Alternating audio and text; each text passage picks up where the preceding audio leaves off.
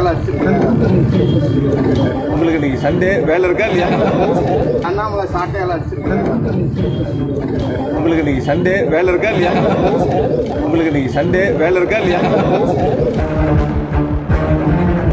அண்ணாமலை சாட்டையை மட்டும் சொல்லுங்க. புதிய பணிகளை எப்போ முடியும் எது சார் தொடங்கி வச்சிருக்க பணிகள்லாம் எவ்வளோ காலத்தில்? இல்லை, இப்போ தொடங்கி இருக்கிற பணிகள் வந்து ஒவ்வொரு பணிகளும் ஒவ்வொரு மாதிரி இருக்கும். சிலதெல்லாம் வந்து பார்த்தீங்கன்னா 3 கோடி ரூபாய்க்கு தொடங்கி இருக்கிறோம். சிலது 60 லட்சங்களுக்கு தொடங்கி இருக்கிறோம். 60 லட்சம் தொடங்கலாம் 2 மாதத்தில் முடியும். 3 கோடிக்கு தொடங்கினதெல்லாம் 4 மாதம் 5 மாதங்களாகும். குறிப்பிட்ட காலத்துக்குள் அனைத்து பணிகளும் முழுமையாக முடிக்கப்படும். மேடம் கேட்ட கேள்வியை பொறுத்த வரைக்கும் எந்த சாலை பணிகளாக இருந்தாலும் சரி, மேம்பால பணிகளாக இருந்தாலும் சரி, பாதாள சாக்கடை திட்ட பணிகளாக இருந்தாலும் சரி, தெருவிளக்குகளாக இருந்தாலும் சரி, முழுமையாக நிறைவேற்றி வருகிறது அரசு. அதனால் ஒவ்வொருவருடைய கோரிக்கையை வந்து எதிர்க்கட்சி சட்டமன்ற உறுப்பினர் என்று பார்ப்பதில்லை.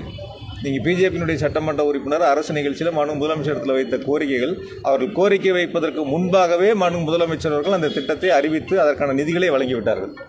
அவங்க நன்றி தான் சொன்னாங்க. மேடையில் முதலமைச்சர்கிட்ட கொடுக்கும்போது என்ன சொன்னாங்கன்னு கேட்டிங்கன்னா, நான் கோரிக்கை வைக்கலான்னு எடுத்துக்கிட்டு வந்தேன், நீங்கள் அறிவிப்பு வெளியிட்டுட்டீங்க, அதனால் நன்றி அப்படின்னு சொல்லி தான் அந்த கடிதங்களை முதலமைச்சருடைய கையில் வழங்கினாங்க. அதனால் அரசை பொறுத்த வரைக்கும், மாண்பு முதலமைச்சரை பொறுத்தவரை கோவை மாவட்டத்தினுடைய வளர்ச்சியில், மாநகராட்சியினுடைய வளர்ச்சியில் தனி கவனம் செலுத்தி வருவாங்க. இன்னொரு சிறப்பு செய்தி உங்களுக்கு சொல்லணும்னா, அறிவிப்பாக மட்டும் மாண்பு முதலமைச்சர்கள் பார்க்காம தொடர்ந்து அதை கண்காணித்து வருகின்றார்கள்.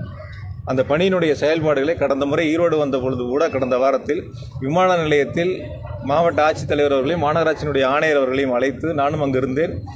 மேயர் இருந்தாங்க, எம்பி இருந்தாங்க, எல்லாரும் அங்கே இருந்து அந்த பணிகள், அறிவிக்கப்பட்ட பணிகள் எந்த நிலையில் இருக்கிறது, எந்த அளவிற்கு நிதி ஒதுக்கீடு செய்யப்பட்டிருக்கிறது, எப்பொழுது அந்த பணிகளை முடிப்போம் என்பதெல்லாம் விமான நிலையத்திலேயே ஆய்வுகளை நடத்தி பணிகளை விரைவுபடுத்தி இருக்கின்றார்கள். எனவே மாண்பு முதலமைச்சர்களை பொறுத்தவரை வெறும் அறிவிப்பாக இல்லாமல் திட்டங்களை விரைவாக செயல்படுத்தி முடிக்க வேண்டும் என்பது முதலமைச்சருடைய உத்தரவு. அந்த வகையில் மிக வேகமாக பணிகள் நடைபெற்றுக் கொண்டிருக்கிறது.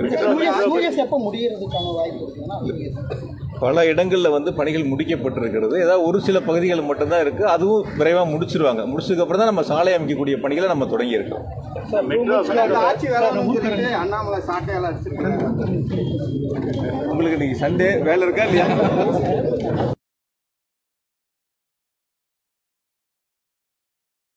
அப்பாவுக்கும் மகனுக்கும் ஏற்பட்ட வார்த்தை போர் முடிவுக்கு வருமா? சமாதான பேச்சுவார்த்தைக்காக அப்பாவை பார்க்க கிளம்பிய அன்புமணி ராமதாஸ்.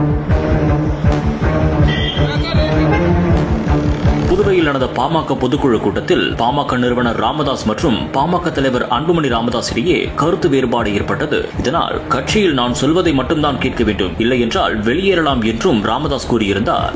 இது நான் உண்டாக்குற கட்சி, நான் சொல்றத கேட்கலன்னா யாரும் இந்த கட்சியில இருக்க முடியாது.